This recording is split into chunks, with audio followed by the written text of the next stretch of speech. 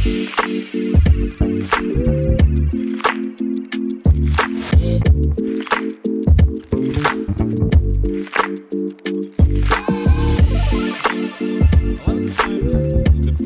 the best ones are in the middle of a conversation. You know what I mean? Oh, were they great? Yeah, were they take a piece of it and then They just like sometimes a fade in. Yeah. And all of a sudden we're talking. Yeah. Because then you're kind of curious. Wait, what's the context? Let me try to figure it out through listening to the conversation a little bit more. Yeah. You know what I mean? It grabs your attention. Yeah, exactly. So it an emotive response, like very intellectual, I suppose. Yeah, yeah. Yeah. But I mean, there are the traditional intros. You know, I think the intros sometimes are overrated. You know, because the bulk of it is what really matters. You know Wow, what I mean? that's beautifully said, man. You know what? That's why we're here. Yeah. Right. It's not the shoulds. It's not the KPIs. Yeah, it's not. Because this is the No KPIs podcast. There you go. Right. I think you did it. There we go. There we go. I think we did it. I think we did it. Yeah. So that silence you just heard was just suppressing a deep. You didn't want to know. No, I didn't want to know. So, Ron, let's talk about you. Sure. Because I'm super interested in you. Are you? Yeah, bored of myself, man. I'm like, I'm bored of myself too. yeah, I'm thinking about myself too much. So no, but no pressure. Spotlight. Let's just start this organically, at least Sure. for me. I'm fascinated by your involvement in comedy. You know, that's not I mean, it's not, from the little I know, it's not accidental that you're in that world, and you know, we just found out that you've got a buddy you're helping out who's like coming up fast, right? Yeah, really fast. Really fast. Yeah, the past couple weeks, really. Can you say his name here? Yeah. His name's Ron Jossel, Filipino-Canadian comedian. Yeah, he a couple weeks ago, he did a special for a comedy club. Actually, he filmed it like 2 years ago, and just the end, kind of the people were coming back out of the pandemic, 2021. Yeah. And then they shot the special because it was delayed, and then they didn't put it out till a couple weeks ago, right? And then they put it out. They put clips out, and then one of the clips, like in a couple days, hit 2 million views and then like 14,000 shares on Facebook, like really fast. And that's material from at least 2 years ago. Because if he filmed it 2 years ago, he's working on that material probably the year before. Oh yeah, exactly. And so we were locked in, you know. So was he working that material out here or in the U.S., here in the Philippines? Primarily in the U.S. Yeah. Because that's where he stays. He's not really from the Philippines. He's half Filipino, but he grew up in Canada and then moved over to the States. And then that's what happened. Like he comes here to visit, but he still has that culture in him. Obviously, he's Filipino. Mm-hmm. But yeah, it's kind of weird how we met, actually, because he's like 48, right? And I'm like 27 now. Wow, sounds like a really yeah. So a lot of people ask how we even know each other. You know what I mean? Dude, I really want to know now. Yeah, the exactly. way your intro into this is could be steamy. Well, it's the only reason I bring it up is because a lot of people ask. Yeah. They're like, "So what's going on here?" Like, out of nowhere, we're just like buddies. You know what I mean? Well, what happened is that, so I dropped out of college just because I was like, it doesn't work. Like, I didn't work out in college. Like, I kept working. Mm-hmm. You know what I mean? Yeah. Like, I was in college, I wasn't going to classes, and I was doing like personal projects and stuff. And then because of my personal projects, I wasn't going to classes. You know what I mean? I do. Yeah. And one of the projects that I had after that was I did a blog on like culture, like arts and culture in Manila, and I called it In City Manila. I was doing it with Franz over there. Yeah. He's over there. And one of the things, and I had nothing else going on but that, so I decided to post 4 articles a day, and this is before like AI article. 4 articles a day. Yeah, like 500 Wow. word articles, just on certain things that were happening. And one of the things I wanted to focus on was Filipino comics. And I couldn't really find any at the time. locally. So I just went on YouTube and tried to find somebody, and I found one of Ron's videos and another guy named J.R. de Guzman, who's also blown up pretty big recently. And then, you know, I did a story on him. Then he messaged me, and we just ended up being friends online. And then, you know, nothing really happened. And then years after the pandemic happened, I lost my job working in fashion in New York. And I had nothing. I had to go. So I'm bookmarking that. I'm like, I got to hear that story too. Yeah, that one's a bad one. Yeah. But it's a good one, but it's a bad one. But yeah, so I ended up in New Hampshire in my buddy's family's retirement home. Not retirement home. It's their home. It's their house where they have retired, but they weren't there. Yeah. So it was just me and him in the middle of the woods, right? And I had like nothing going on. Like I lost my job. It was a pandemic. Couldn't get a new job. It was hard, right? Yeah. And I was talking to my buddy. He just said, "Do what you want to do." So I was like, "All right, I love comedy, but this is a pandemic. Comedy podcast makes sense, right?" Yeah. And a lot of the people who resonated with that were comics because they couldn't go on stage, right? Mm-hmm. So I I messaged him. I messaged some other people, and I ended up doing 4 podcasts a week. Like I was filming them, editing them, marketing them. All of them. All remotely? So all remotely. Wow. Yeah. So, and then one of the podcasts was Ron, and we just ended up becoming like really good friends online. And eventually, after a couple of years, he came here just a few weeks ago, and he goes, "Oh, we just met up in the Airbnb for the first time." And he was like, "Okay, it's really good to see you, but I have to tell you that my video just went viral." And he's like, and I'm looking at it, and I'm like, "Why are you commenting on this video with your personal Facebook?"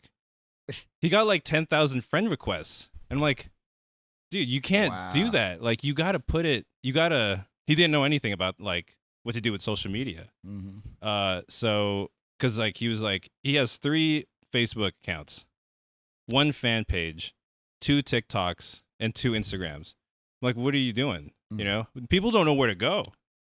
So he was like, that's a great question. Yeah. That's a great question. He was like, you just do everything. Yeah. So he gave me all of his logins, and then now we finally centralized everybody.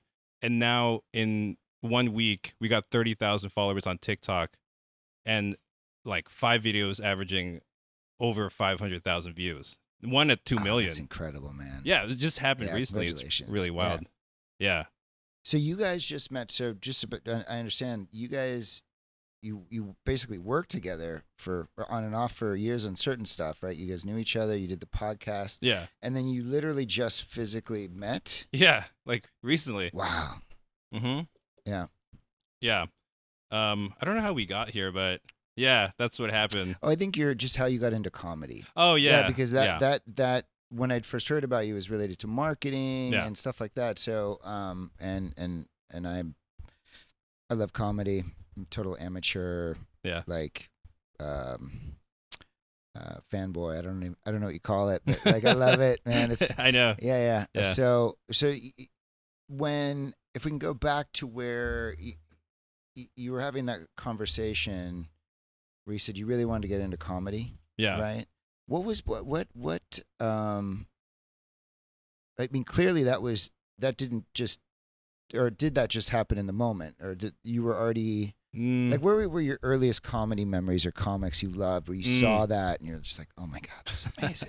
I know. Right. Well, I think a lot of it came from my dad because my dad has a really high, what's the word? What's the word? I don't know what it is. Like, he's very picky with what he laughs at. You know what I mean? Oh, he's discerning. Is that what? I'm trying to think of. I know the word is so obvious. I don't know what it is, but he's very picky with what makes him laugh. So he has a high. Do you not know? Can you? I don't know. Do you know what it is? He has a high standard. Standard. Yeah. Yes. Okay, that's the word. Yeah. See, I knew it was an easy word. So yeah, he has a really high standard for what makes him laugh, and so I noted that, and then when I would see him laugh at certain stuff on TV, I would have to figure out why is it funny, right? So, and he loves stand-up.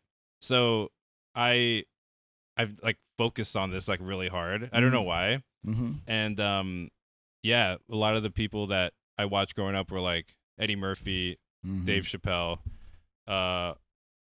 Louis C.K., George Carlin. You know, a lot of these like older guys. I'm laughing because I was yeah. I mean, I was a kid, and then they became older. Like they were my dad's age, right? So I saw them as like dads. So was your dad? Because when you were saying you saw your dad laughing at certain comics, immediately I was like, okay, which comics was his dad laughing at? Yeah. Right. Yeah. Was it Carlin and Eddie Murphy, or was it? Yeah. It was all of them. All yeah. of them. And did you watch SNL or? Yeah, SNL too. That was my first dream, was to be a writer on SNL. That was like my first sketch, one. Right? Here, let's do it. That was the first one. But yeah, after that, I just fell in love with comedy because I realized, especially stand up, it's very strange. A guy goes in front of a bunch of people, he has a microphone, and then he controls that crowd, and that's it.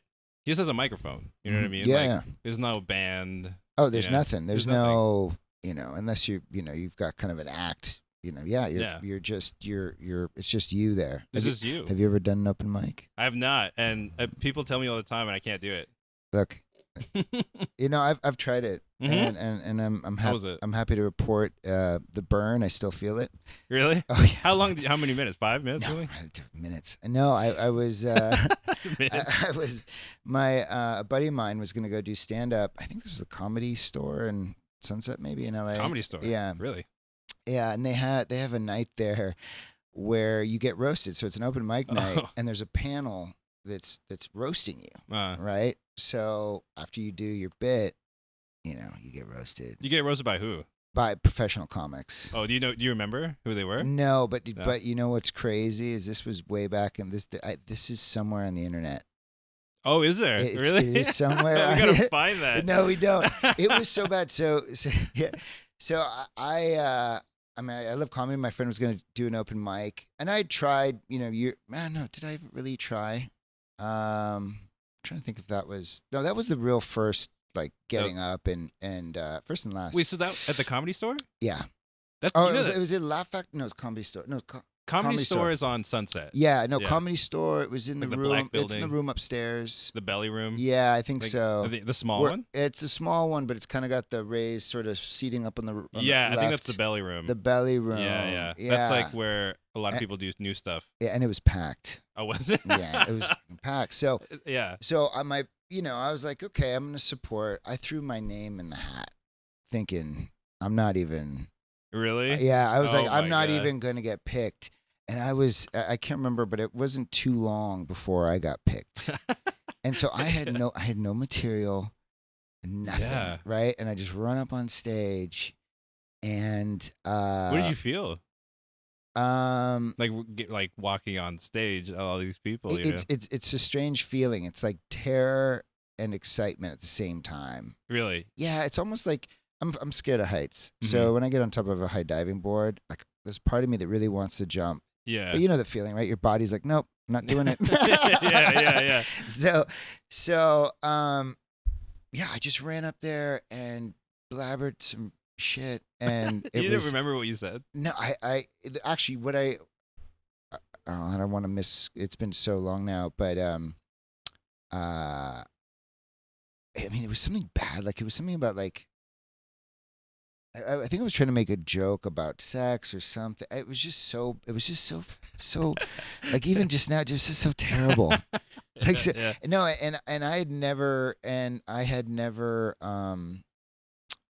I mean, when I walked off like years before, like a decade before, I tried. A friend of mine was teaching some stand-up classes, and I tried to do that, whatever. But so anyway, this was my first time doing it that way. Actually, I haven't done it since. but it was, I mean, it was physically painful after. I'm not kidding.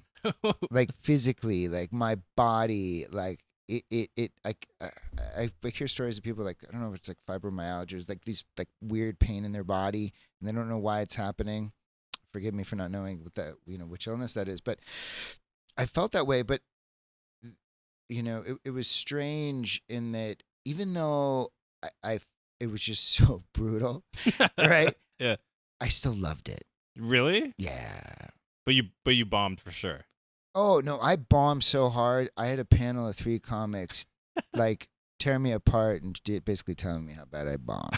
But you liked it. I mean, like you got something out of it. Yeah, no, I like that, and I like there's something. I did some theater in high school, and I did actor training and stuff pretty intensely for a couple of years. But that going out on stage, like there's stage fright, like it's pretty much I have it. But this was the stand up is like nothing I'd ever I'd done some improv, like I love improv. That's a different, right? Yeah, you're like a team, yeah. Right. Yeah. But when you're just up there and you have material or no material. Yeah, sorry, no, but with stand, like I would like in the back of my mind, like I'm putting material together. Right. I'll probably never get on that. No, I'm kidding. but I would love to have even just like 3 minutes, man. Just like to be able to walk up an open mic, 3 minutes and just murder it and get off. Yeah. Oh my God. It must feel amazing, right? Well, yeah, I can imagine. Yeah. I just watch it. I just watch and I'm just like, God, I have so much respect for you, man. It's funny. I was telling Ron because his name is Ron also. So yeah, it's kind of weird. So Ron Jossel. Ron Square. So I've watched him. I watched him that one week, like every night doing shows, and he kills every time. And I'll tell him like, yeah, how do you do that? Like, I don't know what it is, but I have so much respect for comics. And then he goes, I have no respect for comics. That's what he says. He has no respect for comics because he's a comic, and all they do is that. They're really good at that one thing if they are, but they're like most of the time they can't do other stuff. Yeah, well, that could probably be said about me. I'm not sure if I'm good at anything. Yeah, look, and comics love to, mess with each other. Yeah, it's for me, it's an art form. Like it really is an art form, and so yeah, I get that they'd be like, yeah, I don't have respect for each other, but actually, that friend that was trying to teach me when I was pretty young, she pointed out to me, she's like, Daniel, the comics that you actually hear about are the ones that keep showing up after they bomb.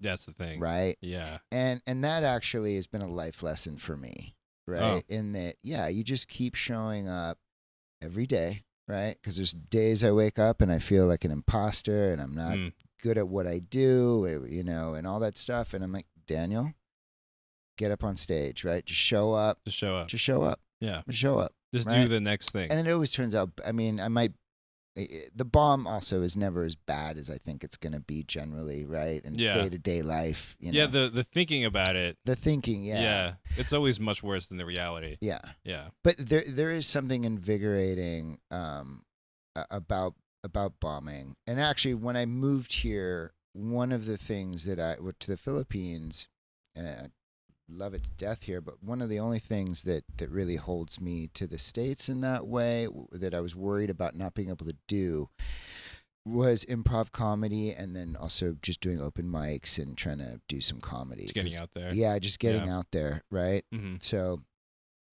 but yeah, life lessons, man. Those comics that can get up there and, and especially the ones that have the most stage fright and they still do it, right? And actors as well, right? It blows me away. I can't. It's like stuck to the ground. This thing. Oh, there you go. Yeah, this thing is like soaked. I was gonna say,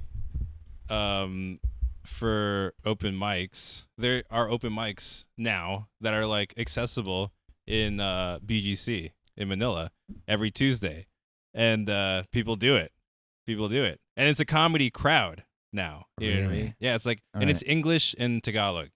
Oh, I love that. No, you know what? Yeah, if you can if you can go into a different culture and make and learn a little bit and make people laugh.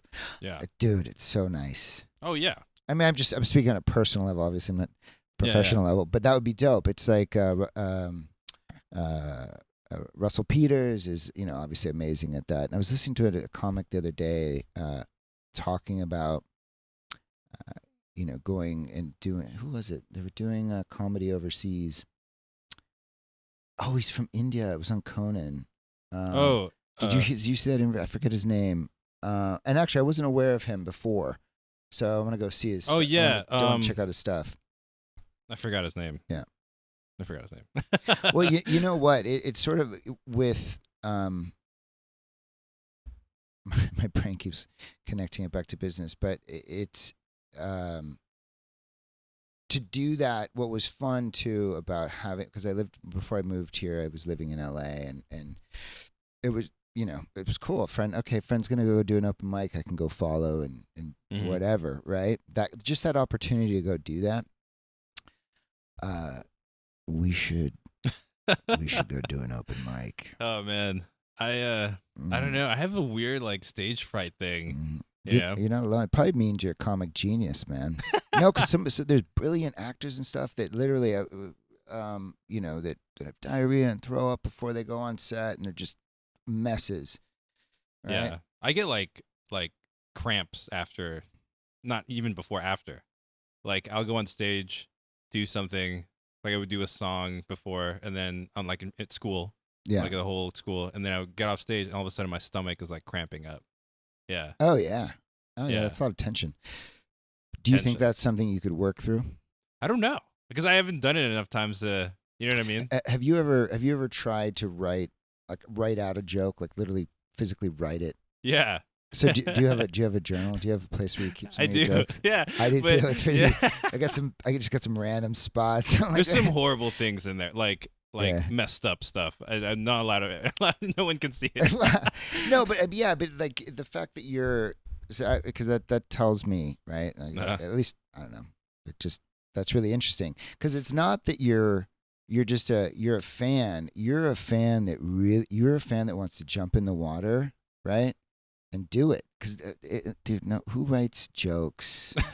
I mean, that's true. Who writes jokes, right? I guess so. Unless they're thinking about telling people their joke, right? I guess so. Yeah. Did you imagine that you would just be telling your friends this joke, or did you imagine that it was something like, oh, maybe one day I'm not going to tell anybody, but I'd love to get on stage? I think a little bit of that. I think when I started doing the podcast, and then because on the podcast we had a bunch of comedians, and the funny thing is, it's so funny because Ron Jossel, he thought I was a stand-up, and that's why he thought that like I wanted to be a part of the thing because I'm doing stand-up, and I kept reminding him no, and he kept forgetting. Yeah. So every time we had a guest, right? We had a guest, he would go at the end. So Ronnie here is an up-and-coming comic. Do you have any advice for him?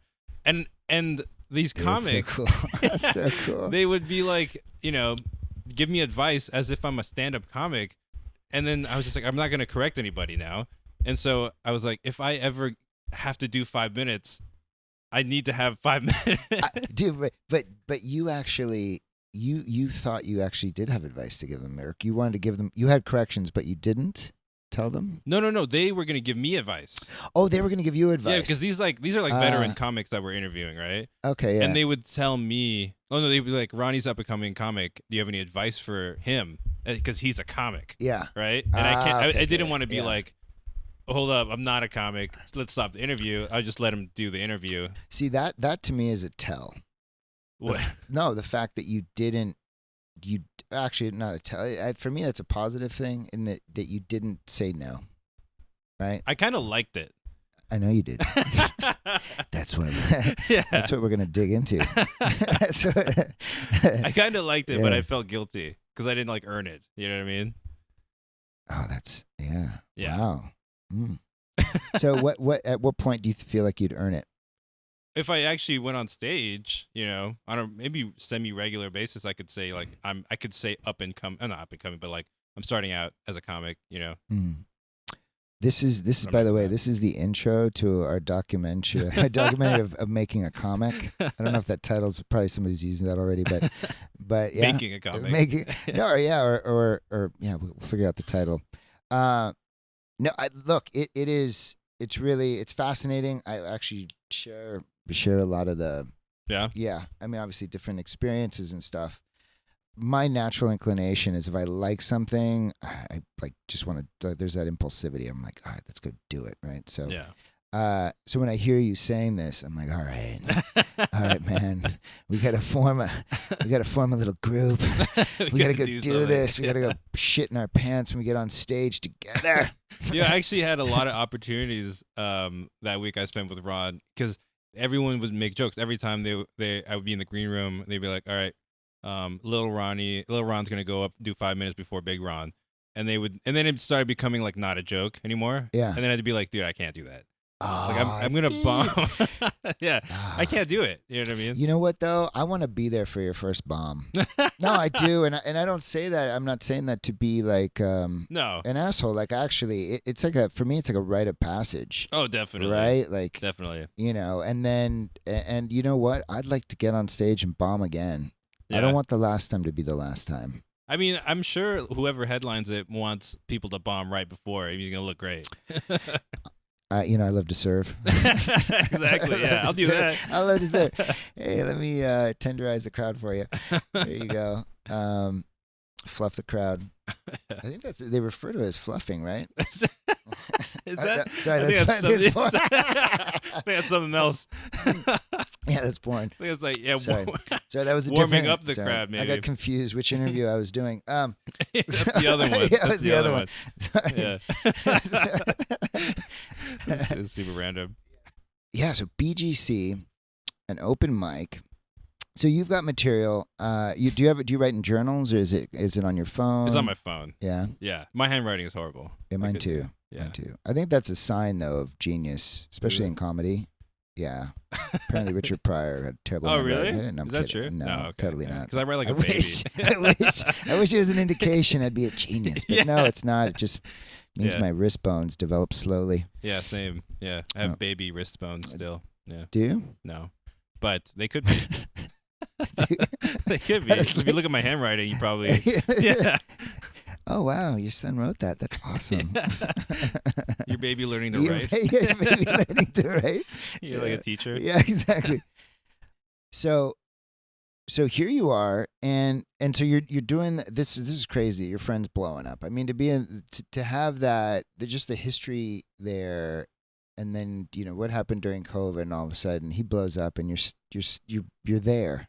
Yeah. Right. And you're like, hey man, I can help you clean up your social media and all this stuff. And so what's the plan now? Like where are you guys at now? He's blowing up and you're helping him. Yeah, well, for me, a lot of it, because the thing is that Ron, his main thing is stand up. Like that's all he wants to do. He just wants to do stand up, and he wants to eat food. He loves food. Oh yeah. Yeah, he's like a super foodie, Oh yeah. So he wants to do stand up and eat food and travel. That's like what he wants to do. Yeah. And I do too, but I realized that we need like a fan base, right? So my focus, I'll just tell what I do is I tell Ron, just do what you're doing, right? Mm-hmm. I'll take care of everything else.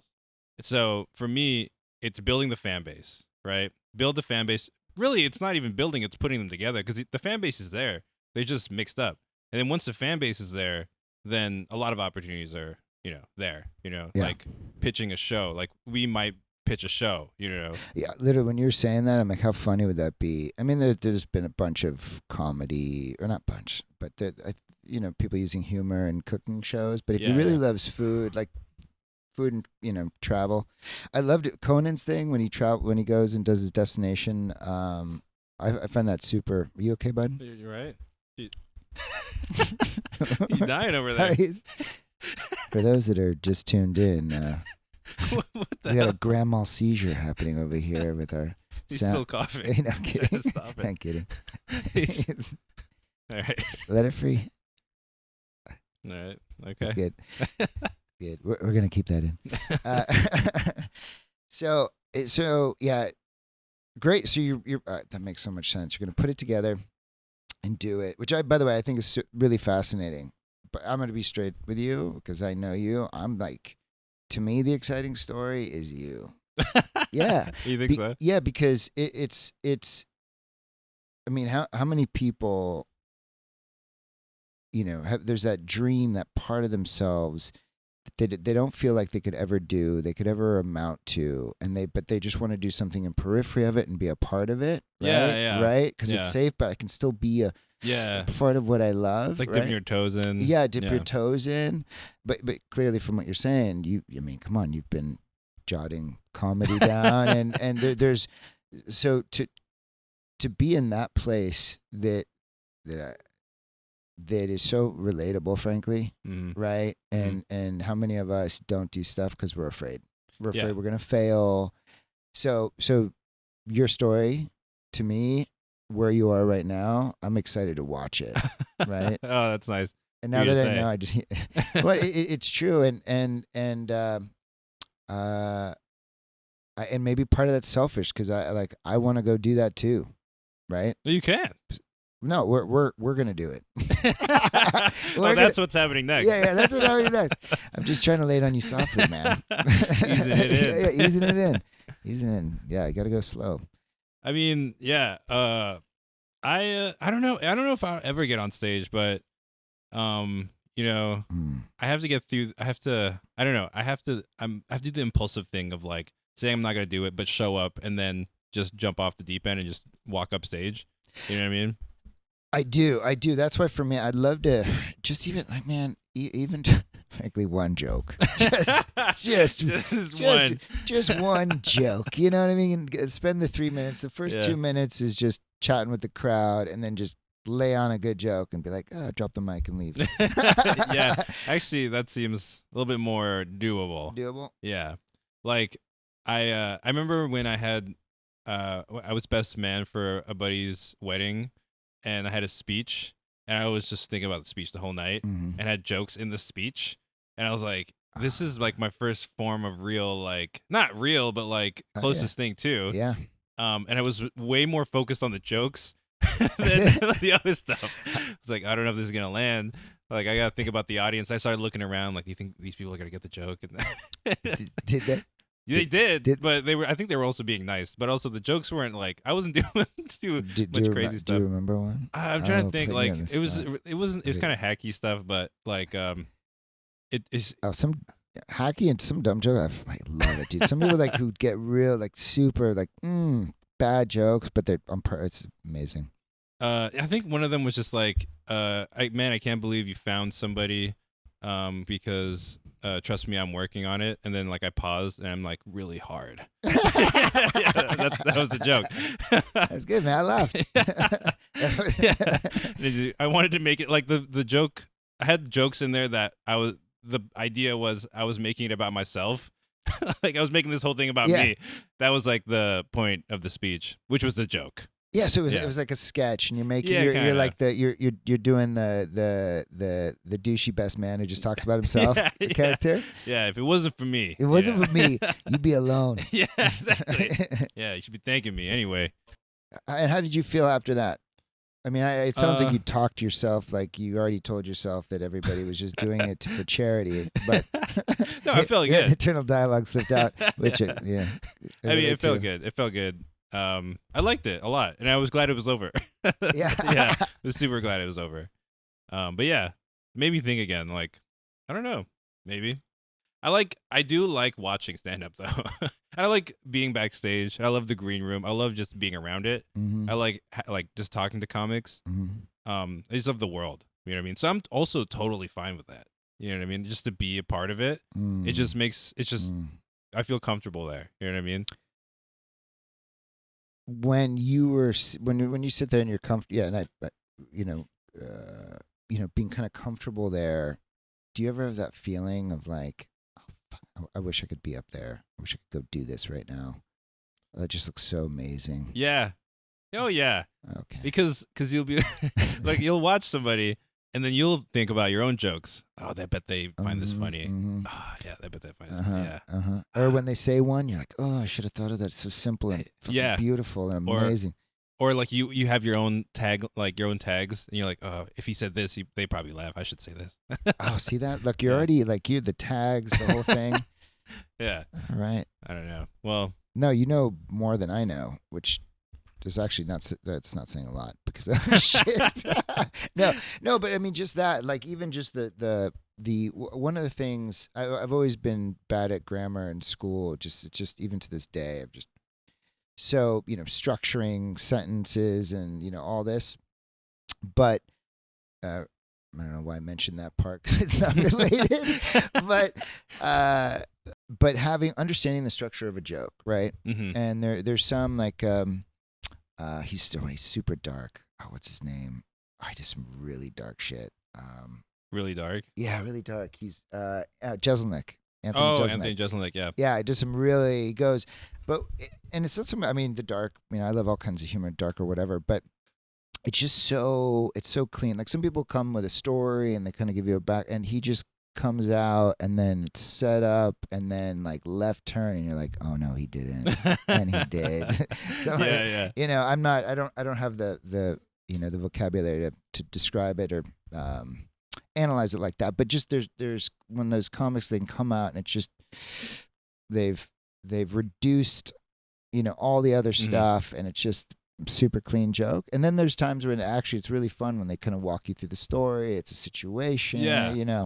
Yeah, it depends on their forte. Forte. Do you find yourself when you write, do you sort of set up with a story, or you? See, that's the thing is that I don't do stand up, right? And for me, no, wait, excuse me. We have you recorded saying you've been writing stuff down. Well, yeah. See, I think all it is now is just me writing stuff. It's nothing that's tested, But sorry about that. When you write stuff, is it long form? No. Okay, so you just set up. You do a little. It's like a funny idea. Like I don't know. Like it's just like a funny idea. Like okay, I was talking to my buddy during the pandemic, and he was telling me and this story, and I just wrote down motivational speaker who's a juggler, right? Oh wow. It goes so many ways. I love it. Yeah. Yeah. And the idea for me that was so funny. I don't even know what the joke is, but so many layers to that, right? Because a juggler, you'd be like, really? Is he motivated? Well, he had to learn juggling. You got to be motivated to learn juggling. Well, the idea was the original story of it is that when he was a kid, my buddy, he was at school and they had a motivational speaker come in, and his whole thing is that he juggles. Oh, dude, that's brilliant. Dude. Yeah. And the funny thing is that I bet all this guy did was learn how to juggle, and all of a sudden he thought he could do anything. Dude. Yeah, it's like I could do anything. You know what? I don't blame him, man. Because if I learned how to juggle, I'd feel like I know, right? You could feel like you do anything. Yeah. Dude, you should write that, man. That's pretty funny, right? Yeah, I think this could be in your opening act when we're in BGC next week. Next week? Oh man, I don't know. I think I'll be sick or something. Yeah, I don't know. God gave himself. Yeah. We saw a man licking the handles of a train. I want to prove I'm sick. He wants to be honest about it. Yeah, that's really funny. It's really cool, man. I was gonna say I hope you do this, but I'm gonna be the asshole friend that's like, hey, dude. Oh man, I don't know. All right, for people that can't see this right now. Yeah, it's scary. Oh yeah, look at that fear. Oh yeah, it's scary. You literally look like somebody's about to bungee jump. I love it. Yeah, yeah. No, I feel it. Like, yeah. God, because it keeps happening. It's more and more often people are like, you have to do it, and when more and more people say that, you feel like you should, and I don't want to, but you know what I mean? Yes. And I know, I would argue, I'm going to go out on a limb here. Sure. I would argue that it's not really the voices you're hearing about the shoulds. It's you, bro. It's not them. I mean, from what you're telling me, comedy is like, wow, like a deep like love for you that you're still. But I don't want to disrespect it. You know what I mean? Disrespecting it would be not doing it. If you feel like no, disrespecting it would be like, oh, I mean, what comic has not gotten on stage, especially new ones, and bombed, right? Yeah. I mean, you got the new ones, like the first time you go out, they say, okay, all of a sudden their first couple of times, they go out and for some reason they do great. Yeah. And then they bomb for a long time after that, right? Yeah. So, but let's explore that. Like, why do you think it would be disrespectful of you to try comedy? Probably because I feel like if I did it, I would need to go all in. I didn't want to half-ass it. Yeah. You know what I mean? That's I love that answer, man. I love it. Yeah, just because I don't think anybody can do it. I really don't. So you don't think anybody could become a comic? No, I don't. Okay. So what do you think the prerequisites? Prerequisites. I'm gonna sound like that. Prerequisite. So yeah, like, what do you think is required for that you don't have? I mean, what's the? I don't think that I don't have it. Oh, okay. Yeah. No, no. All right. Well. No. I don't even know why I said that. I think I said that because that's why the reason I said that is because if I do it, I want to do it. I want to go all in, right? Yeah. So I don't want to half-ass it, right? Because there are people out there that think that they can just do it. Oh yeah, they half-ass it. Yeah, sure. Yeah, right. Like I know people all the time where they just watch a comic and they're like, "Man, that job looks so easy. I bet I could do that." You know? Yeah, that's a fool. That's a fool. Yeah. That's a fool. No, but it's so you love it so much that you don't want to appear to be one of the lazy comics that doesn't give a shit about the craft. Like, you love the craft so much, you want to really, like, give it the energy and attention and work it deserves. Is that it? Yeah. Like, also, I feel like it is a responsibility to the people who are in front of me. You know what I mean? So bombing, yeah, you have to bomb. But then you also have to not bomb at some point. True. You know what I mean? Because I don't want to ruin these people's night because I didn't do anything funny. You know what I mean? It's a lot of responsibility. I think that's also a big part of it. That's interesting. So you would take responsibility for somebody going to a stand-up open mic. And, 100%. And not being pleased with the performance, like it's your fault? Yes, 100%. They went to a open mic. Yeah, even then, though. That's true. No, that's true. But still. I hear you on that, but I'm going to raise you. I know, honestly, it's a little bit crazy of a thought. I mean, not crazy, but like it's a little bit... I don't know, neurotic of a thought, I think. Actually, it's interesting the word neurotic because it sounds like you really thought about this intensely from like 1,000 different angles, right? Like you really tried to convince yourself not to go all in, right? Maybe. I think so. Yeah. Yeah, probably. Yeah. Mm-hmm. Yeah, you're on the edge of going all in. This is why, to me, you're like the most exciting story. I'm like, he's about to do it, everybody. He's gonna jump. He's gonna make it. God. Oh yeah. Yeah. It's funny you say that because I don't see it really. It's because is it because maybe you're, terrified of having to see it? I think it's because if I think about it, then I'm going to obsess about it and then not do it. Yeah. You know what I mean? And then not do it or do it? And then not do it. But if I don't think about it, I might do it. Yeah. You know what I mean? Well, clearly stuff is happening in the world where this is coming back up for you now because we're now talking about this and right? Yeah. So what does going all in mean for you? Like, what does that mean to your life? Like, I'm gonna quit all my other jobs. Fuck this. I'm gonna move to the States. I'm gonna go to LA or New York and I'm just hit open mics. No. I mean, what does it mean? What does it mean to you? I think it means working on it actively, which means going on every night or every other night. That's what it means to me, I think. Yeah. Yeah. And then reassessing after that and being like, do I have something here that's worth going all in further? You know what I mean? Interesting. But the all in part is I'm not going to do it just once or... Well, how many times does a comic need to get up on stage before they know that the answer to that question? I don't know.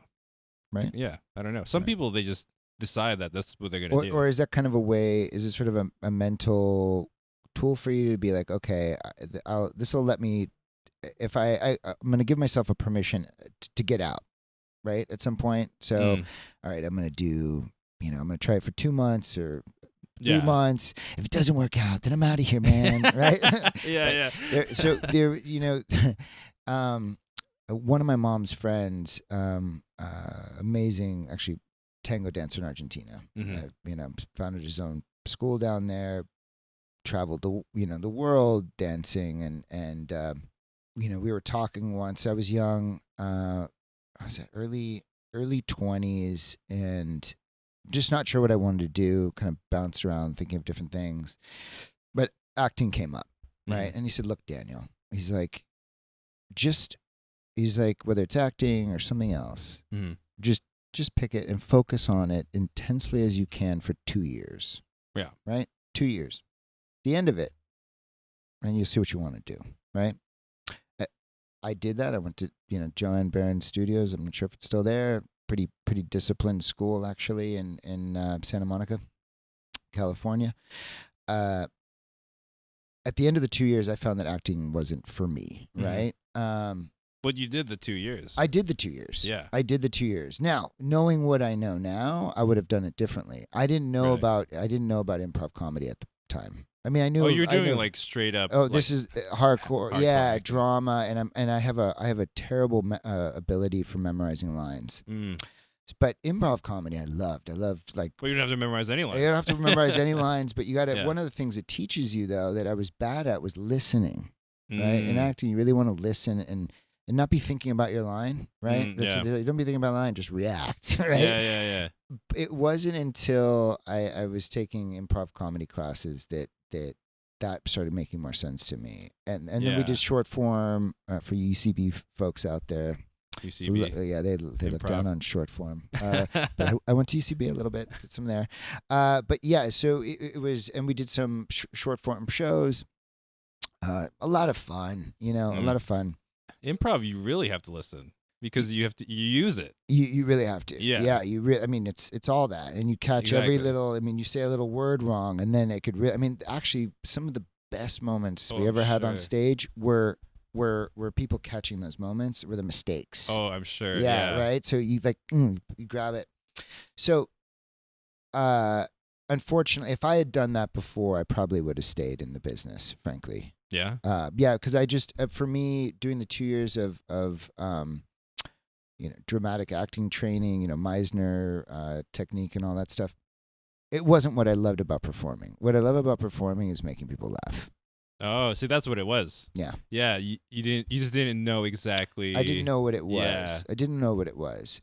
But I'm grateful for those couple of years. Oh, I'm sure. Right. So I'm just curious because I this sort of out you've given yourself. Okay, if I do this, then hey man, I'm gonna boogie out of here in 2 months. Yeah, I mean, honestly though, how long did it take for your? Oh, sorry. How long did it take for your friend to be till he was consistently making people laugh? Well, Ron started when he got out of high school, and then he just started doing stand up immediately, and he said he only started making real money when he was like 23 or 22, something like that. Oh wow! So he started really young. Yeah, he's been in the business for a really long time. Wait, how many years now? How old is he? He's 48 now. And he started in his teens? Yeah. Oh man. Yeah, he's been doing it his whole life. Yeah. So that's called called working your craft, man. It doesn't I mean, that's all he wanted it to do, which makes sense, So, but he didn't really start making real money till later on. Like he had to, work day job, do spots at night, Mm-hmm. He was working at, whatever shitty job. And then eventually he got to the point where he could do spots making money on a consistent basis, Mm-hmm. But even for me, like that's not even it. So it's not like the getting paid for it. Yeah, I guess not really. No, I mean, it'd be great if you could and not have to do anything else. But for you, it's the art, right? Yeah, it really is. Like, I want to be able to go on there and maneuver around a crowd and find all these little things. Yeah, and be like, oh, I found something. Let's go further here, something like that. Oh yeah. Oh dude. Oh yeah. No. I'm just looking at you. I'm like, there's no way you're not gonna get on stage. Oh man. Yeah, no, I don't. Yeah, I mean, that's the thing, right? Is yeah, I bet it would be fun, but like, yeah. Oh wow! I just watched this bunker this bunker door just drop at the nuclear silo. Yeah. Let's just keep our dreams locked in here. One day, maybe. One day, at the end of the world, I'll launch them. Yeah, post-apocalyptic. I'll do spots. Dude, but like, you'd be like, that's a funny movie. Yeah. Like a stand-up comedian. He's still doing it. In a dystopian post-apocalyptic. That's actually so funny. Dude, that's a funny. Let's write hilarious. that, dude. Yeah. Let's write that. Oh my god. Dude, a comedian. What jokes would he do? You know Oh what I mean? yeah. Oh Right? yeah. Oh yeah.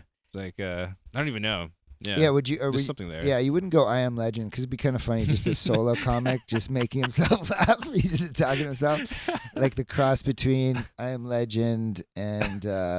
I Am Legend, and he does stand up to like a bunch of like the cardboard people. Oh yeah, the cardboard. Yeah, and then he has like hecklers, dude.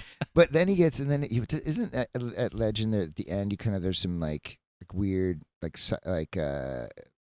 human monsters or something like that. It's a zombie thing. They're a zombie, but they're something like that. Some viral affected. Yeah.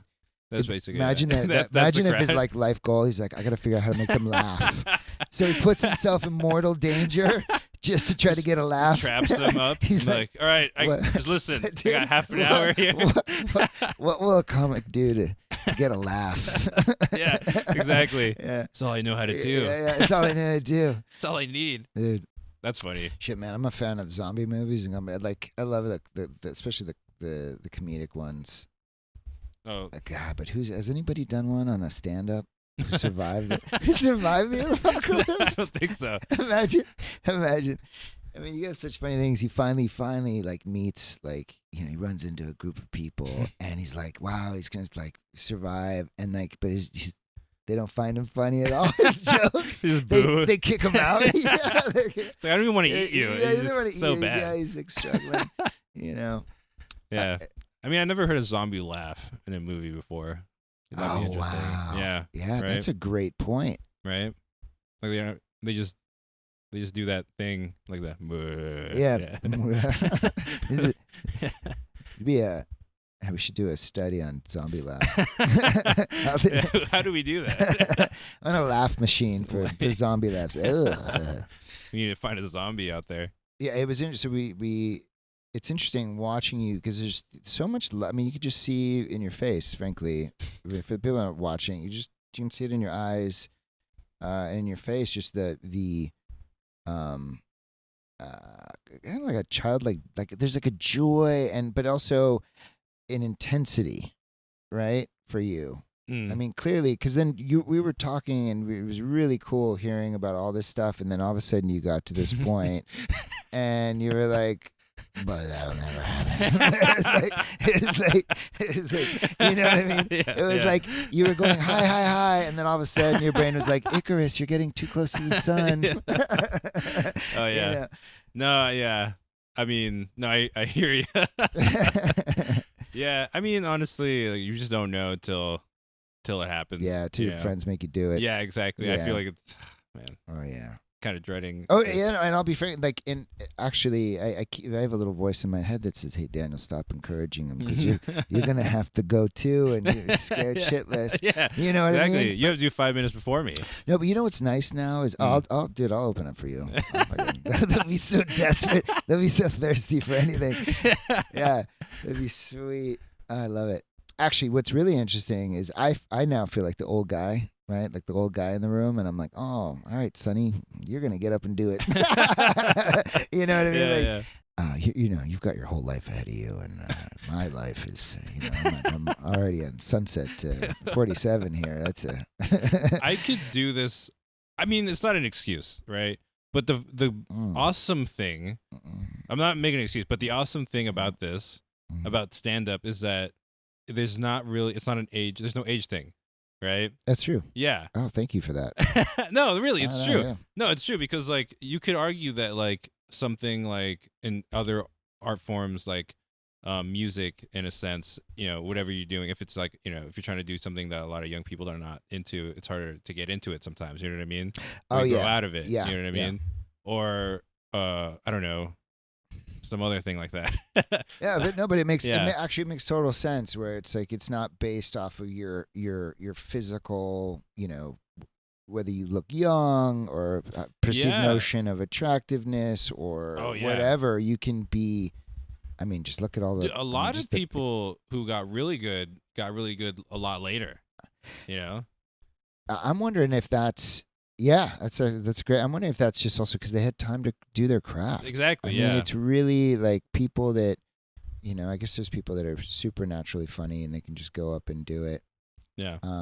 Actually, I remember I went to high school in Marin County, and Robin Williams apparently went there, and one of my teachers was his teacher, and and I was like, hey, was he funny? He's like, oh yeah, he's funny. He was really funny, and he'd make like different sounds in classes, and he was So in my mind, he's like a savant. Yeah. He just goes out and just. Oh yeah. But he still had to work it. Oh, of course. Yeah, I'm sure that guy. I'm sure he had a lot of jokes in high school that didn't land. Yeah. He had to work it out. Yeah, you gotta work out his material. Yeah, gotta work out his material. And speaking of comics that got really good later, I mean, even for like Ron Jossler right now, like he has had brushes with fame and stuff, but not at all like the level of like Joe Coy or whatever, right? Yeah. Or not even just Joe Coy, like whatever stand up, like Dave Chappelle or whatever. He's definitely not there, but he could still do that. Even now, maybe it's gonna happen, but that's the thing about comedy is it doesn't matter. It's just if you're good or not. You know what I mean? Do they laugh? Do they laugh? Yeah. Yeah. Do they laugh? It doesn't matter how like what you wear, really. Yeah. It doesn't how hot you are or whatever. It's if they laugh. No, that's a great point. That there is no what's that word I'm looking for, where it's things are very equal. In that sense of it's not. It's not about your physicality at all. It's about it's about your material, right? Yeah, and that's the funny thing about comics is that it's like the only art form where no matter who you are, you could be Jerry Seinfeld, people are going to still want to laugh. Like you can't just show up and say nothing. Oh yeah, you need to still make them laugh. Like they're constantly judged. Oh yeah. Like it's not like a band or like a singer. Like they can just sing the hits and people will love it. You know what I mean? Oh yeah. You know what I mean? Yeah. Have you actually? That's an interesting thing where new singers will do that. They'll cover other people's stuff. And I saw something recently. There was a comic who, and I've heard other comics do this before. When they were really young, starting, they would just try to impersonate their favorite, whether Eddie Murphy or Richard Pryor or whoever, George. And I thought about that. I was like, okay, I don't want to.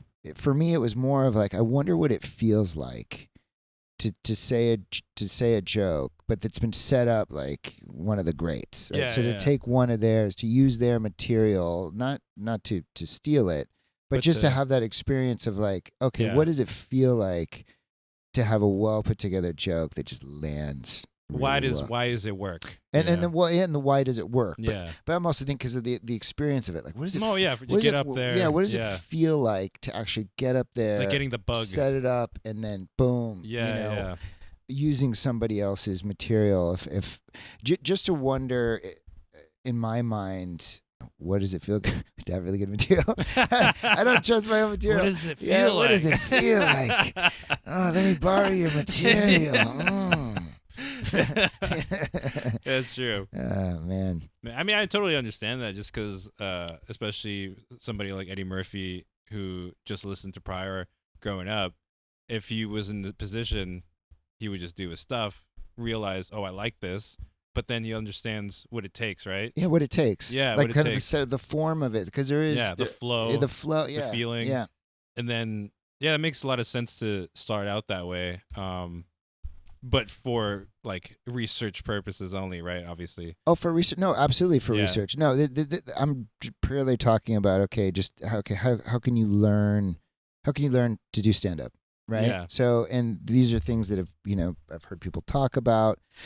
I feel like when you're 18 or 19, you probably have more license to do that, right? They were just going into comedy clubs or stand up, and they were just using other material that. Oh yeah, they were exactly. Super young. Once you really, I'm not saying that now. I'm just saying it'd be like, frankly, even in a setting like this, or not podcast, not public, so there's nothing. But just imagine just taking the script, right? Yeah. And trying to deliver it. Yeah. Like just doing that. And if it doesn't work, why doesn't it work? Yeah, it's like being an actor, right? Yeah, Somebody else does the writing, and you try to deliver it. You're trying to bring your own thing to it. Yeah. So I was thinking just in terms of comedy, in terms of like, and maybe that's just the way I learn by doing, right? I learn by doing. So I'm like, oh, maybe if I can feel what it's like to use somebody else's material that we already know works. Yeah. Right. And if it doesn't work, and then why didn't it work? Yeah. Why didn't it work? You know, and all that kind of stuff. So it was more really just a way to learn, and because I still have fogginess or whatever around it. There's still like, it's kind of mysterious. Mm-hmm. You know what I mean? Yeah, like the right, because people write jokes differently, the way they set it up. I think I might have even bought a book years ago that I probably didn't read, actually. You bought a book you didn't read? I bought a book I didn't read. Oh, that's great. Yeah, that's great. You know, that's how to succeed, kids. Let me tell you something. I bought a book I didn't read. No, it was on comedy because I wanted to know that you should just have a sense, like Steve Martin.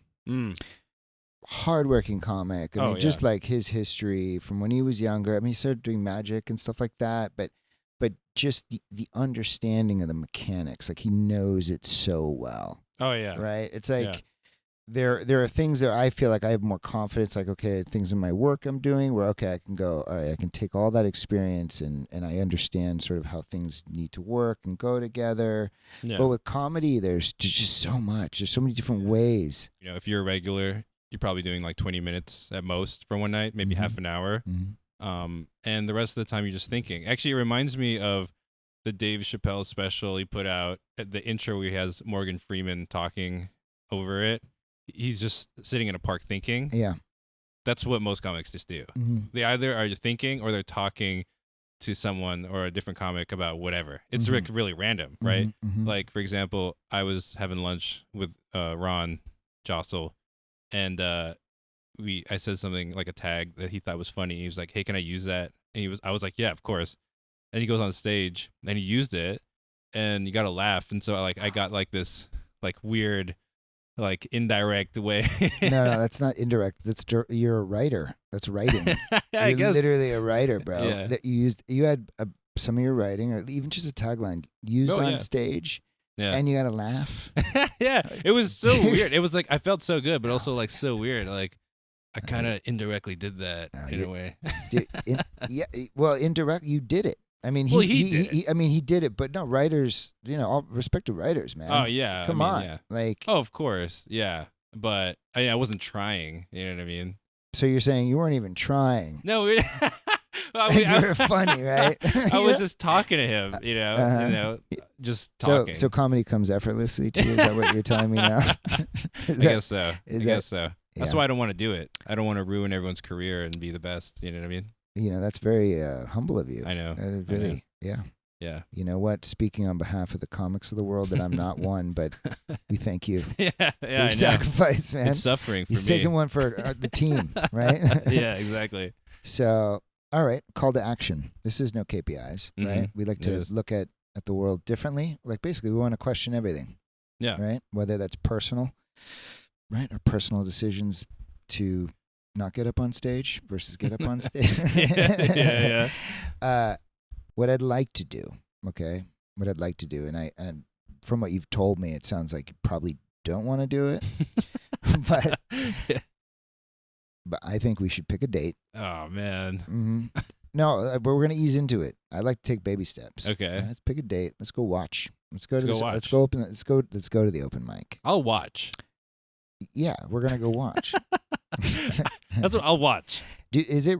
How do they pick your? Is it like to pick your name out of a hat? No, because not a lot of people are doing it. So, like, I know the guy who runs it. He's like, anybody can do it. Please. Please. We need people. Yeah, please. It's the same 4 guys. Yeah, it's the same 4 guys. We need someone else. Yeah. So yeah, anybody could do it. So that might be hard not to get up on stage, right? Oh God, I don't know. Well, the end of the day, it's easy to do. I mean, it's easy to get on stage at that venue, Wicked Dogs in BGC. Sorry, this is just a sidetrack. Yeah. We were talking about the audience and how like certain things can affect your jokes and depending on what the audience is feeling, what happened that day. Mhm. I saw this happen in person. So I saw Ron go up, and he did it, and it was like a Friday night, and it was in BGC. If you don't know BGC, it's like kind of there's like a party area. Mhm. That's where it is, and people. It was like loud, and it was like people having a good time and stuff. And Ron went and he killed, right? And I was like, oh, that was great. Mhm, Like mhm. everyone's super excited, all this stuff. And then a few days later, we came on a weekday, not as much people, more quiet, Mhm. and he killed still. And then I was like, so what do you think about the crowd? And he said, this crowd was way better. Right. And I was like, what? Wow. Yeah. I was like, I don't understand. He said, well, that crowd, it was just too much of a party crowd. They weren't like, they didn't care about, they didn't care about the joke. They wanted to laugh. So they weren't really listening. Yeah. It was more like you're an ornament at a party as opposed to like where you're actually coming, instead of being a painting out the wall at a party, you want to be at the gallery where people are really laughing, like are really hearing you, and you're really hitting them. Exactly. And where at the party, they're all drunk, and maybe some are. So for him, it was more satisfying to have people that were. Yeah. It was really interesting because if I would have looked at it, I'm like, oh, Friday night was great. Everyone was really happy. Your jokes, you killed. Everyone laughed, but he didn't like it. You know what I mean? The stand-up didn't like it. And then when it was a little bit more somber, a little bit more quiet, and people were listening, he liked that more because he felt like those were real comedy fans that were there to listen and laugh. You know what I mean? Yeah, right? And I didn't get that immediately. Yeah, I don't get it either because I'm cheap that way. I'm like, anybody laughing's a good thing.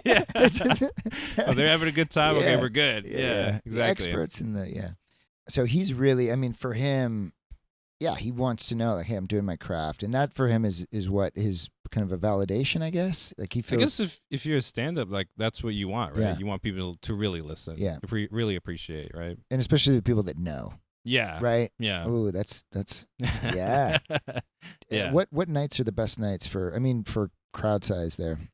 At that specific place? Yeah. I know I've only been there a few times, but definitely for big size. I don't know why you're asking, because like is that this is a leading question. This is a leading question. I can feel you tense up. Oh my god! Yeah. You're like, oh, if I tell him. Actually, most nights are good. Just remember this. I can Google it and find out. All right, it's not a lie. Yeah, man. Well, I know weekends are obviously big, and then weekdays are, I'd say, not as big, which makes sense. So like a Friday night. Friday night, that's a pretty popular place. Yeah, that's good. It's when I'm usually in Manila. Let's go do it. Let's just go show up. And I can feel your resistance. It's so big. It's so big. I try not to give advice at all, and I used to think I knew what everybody needed to do. I've gotten to a place in my life where I don't know what anybody needs to do, except you. All right? Yeah, just me. I'm returning to my old ways. Oh man. No, but I selfishly too. I'd like to go. I'd like to go check it out. And I don't think the Ron comedy story is over for you. Like I think first off, you're not going away from comedy right now. You're getting more involved in that world. Yeah. So it's I'm just putting this out there. We'll find out if I'm right in the future. But it's going to be, I would imagine, harder to resist that massive urge you have to. Massive urge. Yeah. No, I mean, I don't even know if that's not even strong enough language. Like it's a primal core part of you. Primal. So, yeah. Oh, geez. Yeah. This is deep. This is deep stuff.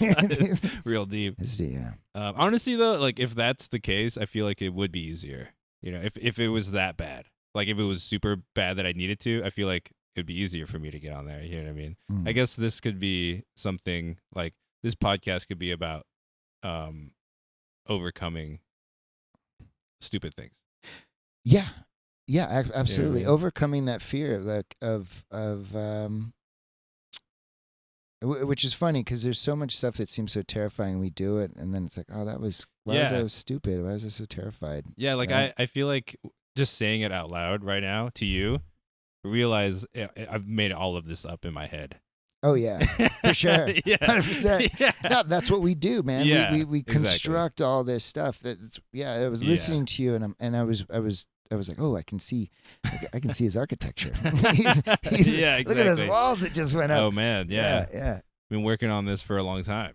You haven't, and that's the thing. It's not like phase. Like, oh yeah, it'd be kind of fun to go do it. It's like, no, this is something that you've thought of, and the fact that you've written stuff down. I'll tell you, just that alone. I guess so. Well, this could be the first podcast of a comedy career that goes nowhere. Oh, or it could be the first podcast of somebody that is so terrified of doing this, but he actually walks through it and he does it for long enough to where he's successful. And I'm not talking financial fame, but I'm saying being able to get up on stage in a variety of crowds, frankly, a variety of cultures, and make them laugh. Yeah, that's actually it. That's the thing. That actually is pointed it out, is that would be so great if I were to be able to just go up and then feel okay to go up, but also like have that nervousness that I like, because right now I don't have that. I have that nervousness that I hate. It's true. But once you're on, and I just know this from my other stage stuff because I was always terrified. Yeah. Once you get up on stage, that subsides. Like, hopefully, I mean, it does. I mean, you might, depending on it, it might come in and out, but it's never as bad on stage when you finally open your mouth and start talking. Or at least for me, it hasn't been. There's always some sort of, okay, you kind of have to, get in the groove. Unless you're roasted after that, then it's actually worse. Yeah, see, that's even worse. Then it's worse. I couldn't do that. Yeah, actually, I think you would probably. I think you could do it, dude. If I can do it, you can do it. I mean, seriously, that's what Mike told me. If I can do anything, everybody can do it. Yeah. Well. But that's the way I would. I think you can. Right, I think you can. Whether or not you make the decision to do that, we're gonna discover in the following episodes. Yeah.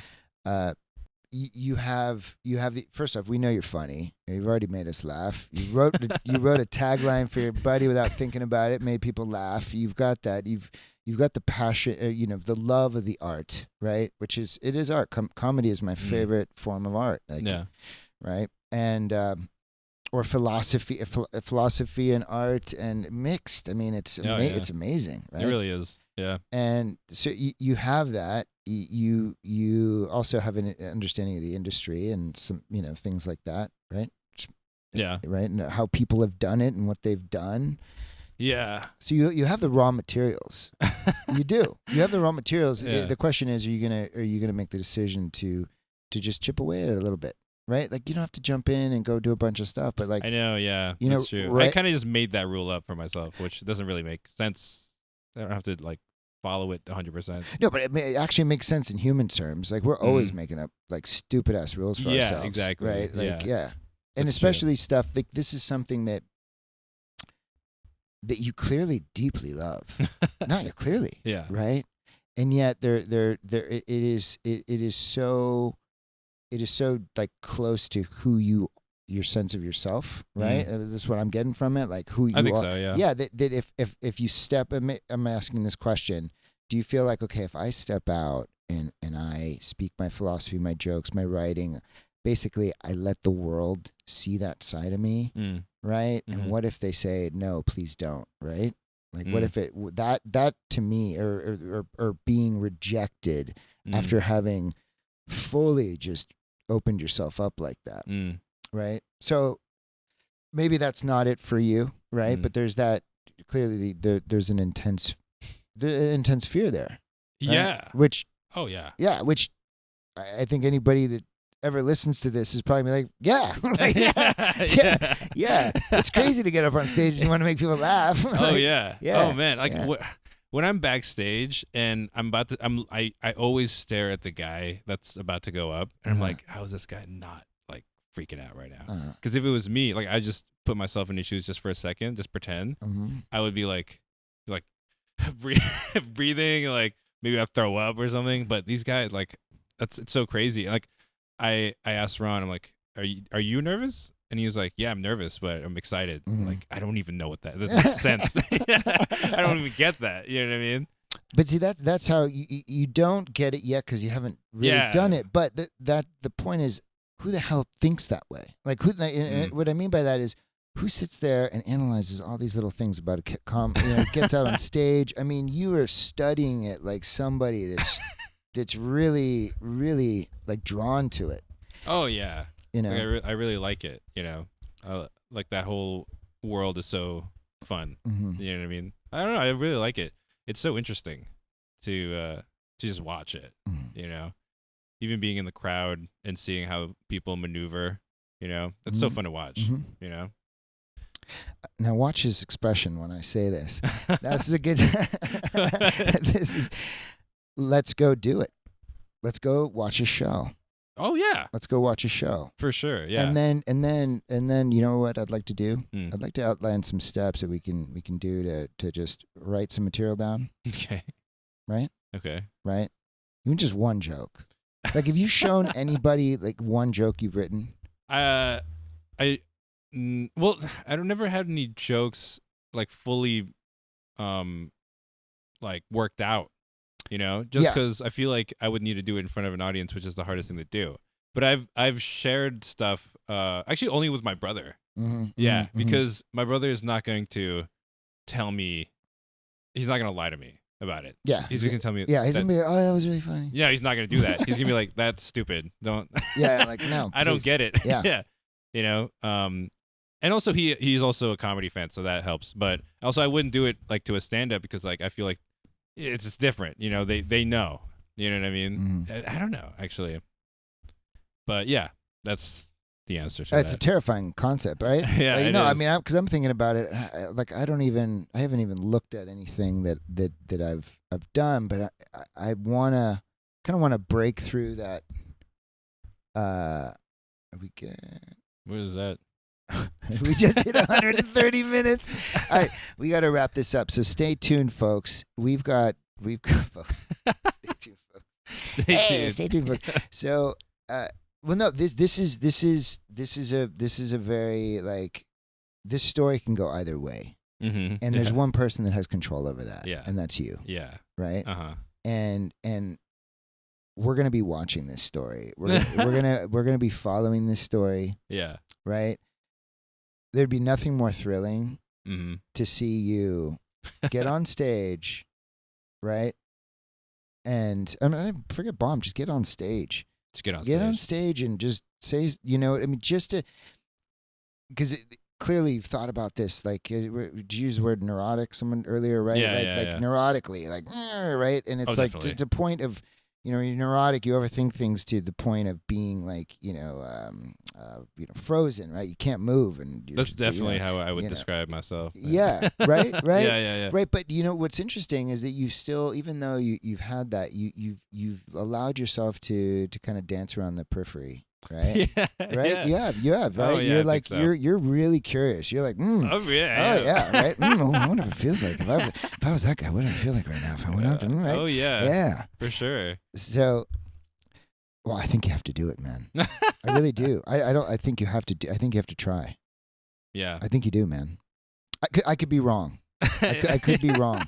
I could be wrong. I love you just saying that just in case. Just in case. Yeah. Just in case. We got this recorded. Just in case he doesn't do it. No, you know what it is? It's that. Well, I'm really excited for you, right? Because how often do I meet people that are thinking about this in this way and are, you know, so close to doing it. Really, truly, on the edge. Truly. Yeah. And here we are. We're in a podcast and we're talking about it. Yeah. Right. And, you know, you're not sure how long or how many times you have to get up on stage to be sure, right? Yeah. I mean, I don't want to make excuses, so it would be easier not to do it. Well, you already made them, so yeah, I did. You're not making any new ones. No. Yeah, I guess. Yeah. I mean, yeah. I gotta. I don't know. I feel like there is something in me that says that I have to do things that I'm scared of, you know, and but the truth is that I'm really scared of it. So like, yeah, you know what I because mean? it's super dear to your heart, and you love it that much, right? That's even more reason to do it. So why don't we do this for everybody listening, right? No, let's do this. Okay. For everybody listening, and I'll join you in this, right? We're gonna pick a date. Okay. We're gonna pick a date of an open mic. And we're gonna go do it. Holy shit. Yeah, we're gonna do it because why not? Well, a lot of reasons. I just mentioned. No, I mean, like valid reasons, not valid. Not reasons. your made up or your self-professed made up reasons. Oh yeah, true. Yeah. All right, you do 5 minutes before me.